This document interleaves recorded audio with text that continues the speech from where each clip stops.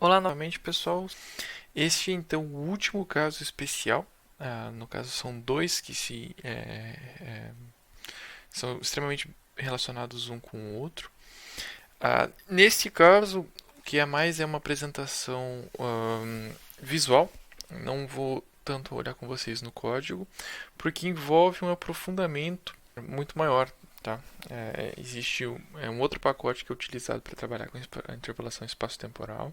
Então, nesse caso, acho mais válido passar a introdução para vocês. Deixo alguns materiais para quem é mais interessado, mas é uma explicação em geral, né, mais geral sobre esse assunto. O que é então interpolação espaço-temporal? A gente viu interpolação espacial apenas, mas em muitos casos a gente tem uma série temporal daquele dado espacial, como a nossa observação foi mudando ao longo do tempo. Então, nesse caso aqui, né, tenho lá meus dados com uma certa variabilidade, medi eles de novo em um tempo 2, um tempo 3, um tempo 4, 5 e 6. Tá?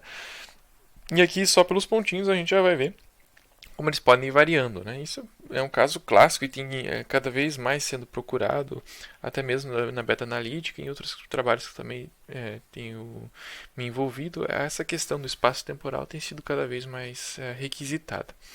Porque cada vez a gente entra nesse contexto, né, de uma abundância de dados, né, e a gente quer usar uma predição espacial, mas também para saber o futuro. Né, e nesse caso, isso é bastante interessante. Até por uma questão de generalização. Né, muitas vezes a gente mede um fenômeno que se muta ao longo do tempo, num tempo só. Isso pode ser bastante equivocado. Né? É um assunto que me interessa bastante, eu acho muito interessante e que eu acho que também é bem válido para vocês terem uma noção. Um dos casos mais básicos é esse, e que se somam então vários problemas que vocês já podem ir pensando. Um deles é se essa malha ela não é igual ao longo do tempo.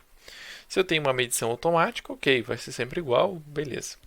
Se essa medição não é automática, se por exemplo eu tenho pontos que não se repetem, ou cada vez que eu fui lá fazer uma nova medição, eu usei outros pontos, o que acontece é que eu vou ter uma malha diferente. Isso já é um grande problema. Mas o principal aqui é tentar casar o espaço-tempo pensando num variograma. Tá? O meu variograma só espacial, o que ele faz? Ele procura os pontos no x e o y.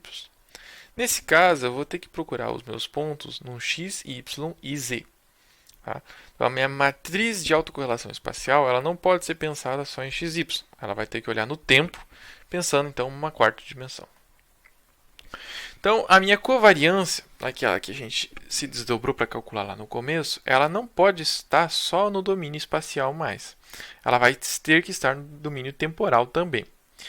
Então, eu vou fazer esse sistema de busca, em que a distância vai ser pensada também no elemento tempo. Tá?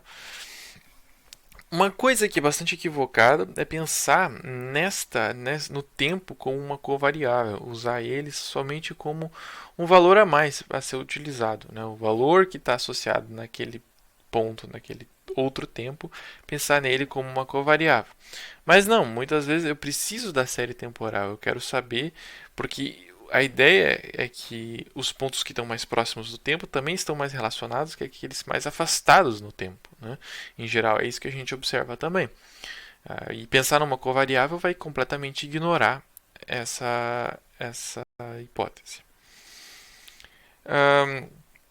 Um processo então que eu comentei que pode ser problemático é quando a gente tem essas diferentes amostragens. Se isso mudar, é um caso que acontece mais com processos pontuais, né, do que no caso de geoestatística. Mas pode acontecer. E aí essa matriz vai ficando cada vez mais complexa. Existem diferentes abordagens, tá?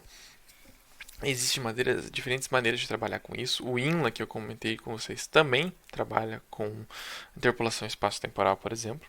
O pacote mais comum são os pacotes do professor Edzer Pebesma, da Alemanha, da Universidade de Münster, que trabalha bastante com essa ideia de espaço temporal, não só geoestatística, mas com dados geoespaciais de modo geral. Tá? Que seria a origem, ele usa então o pacote GStat para geoestatística plana, né? E pensando no espaço-tempo, tem o pacote Spacetime, Krieg-ST, né? Que são todos que ele usa. O professor Ezra usa. E também aí existem outros problemas que vão sendo inclusos, né? Como por exemplo a anisotropia espaço-temporal, né? Se existe uma condicionante não só no espaço, mas também no tempo, uma direção. E a ideia é que então, como você inclui uma nova dimensão, o tempo, você vai trabalhar com um variograma tridimensional. E quando vocês olharem a literatura, vocês vão ver que tem diversas maneiras de pensar, né, nessa suavização em três dimensões. Tá? O material do Edzer, que é bem interessante, ele mostra aqui, por exemplo, três exemplos de variogramas, né? Separável, amostrado e métrico, né? Como que vai fazer essa suavização na terceira dimensão. Tá? E aí também tem a mesma ideia do empírico e teórico, né? É bastante similar. Também tem a ideia de usar a máxima verossimilhança, como nos pacotes, né, do Inla, né, como no pacote Inla, por exemplo. E vocês têm aqui nos slides links para materiais, principalmente do Ether, né, em que ele explica toda a formulação de como trabalhar, mas que a principal questão é que existe um formato de dados específico para armazenar dados espaço-temporais. É ele que montou isso. Né? Esse formato de dado é STDF, Spatial Temporal Data Frame, e ele comenta, né, todos os pacotes que são utilizados, né, aqui para vocês usarem dados, né, de área também. Tem alguns gráficos que são bem interessantes para ser montados. Aqui o padrão de geoestatística tem todo o código para vocês trabalharem, tem dados para trabalharem, para ver a série temporal de como aquilo tá, do fenômeno, né, do meu campo gaussiano está sendo alterado ao longo do tempo, é bem interessante. E essa outra aqui também, esse outro material, ele mostra todo o procedimento, né, de montar, porque você precisa primeiro da tabela, que tem o espaço-tempo, né, que tem o tempo, outra que vai ter os polígonos, né, ou então os pontos, você vai ter que juntar esses dados, tem o problema de estar long ou wide, né, ele está separado por tempo, ou está separado por estado, por exemplo, ou por ponto, e por aí vai, né, são vários desafios. Na geoestatística é um pouco mais simples que o dado com o dado de área, tá? Mas é bem... esse é um gráfico também muito legal, né, que mostra, né, a variação ao longo do tempo, e aí que seria então uma ideia de variograma também, né? A distância aqui num e a distância espacial aqui, perdão, em um e a distância temporal em outro. E a ideia é justamente ter algo bem suave aqui, né? Uma variação suave, né, que seria então um variograma tridimensional.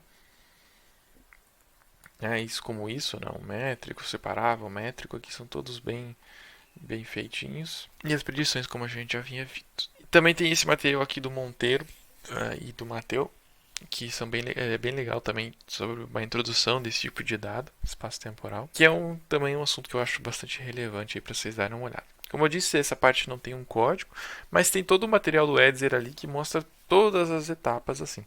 O grande problema é que vocês vão usar um pacote diferente, mas principalmente que existe um workaround, assim, tem um data wrangling muito grande no inicial, né, de como juntar os dados e chegar nesse formato específico, né, que acaba sendo uma área de geoestatística bastante própria, bastante específica. Mas fica a introdução. Outro que é também bastante similar ao espaço temporal, praticamente igual assim, pode ser pensada, né? É só adicionando uma nova dimensão. É a interpolação 3D, que é muito utilizada de novo em geologia, tá? E que também permite algumas questões bastante interessantes. Aqui tem um exemplo da ESRI, da ArcGIS, que mostra a interpolação de colunas de oxigênio. Então, por exemplo, os dados estão nesse formato aqui, né, que você tem os pontos em colunas.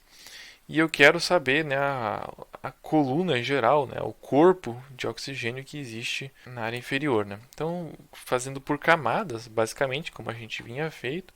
Só que a covariância, né, a estrutura de covariância, tem que pensar nas distâncias verticais aqui também. Né? Então, você vai ter várias superfícies, na verdade, como a gente trabalha no plano, mas que consideram o eixo vertical, né, o Z.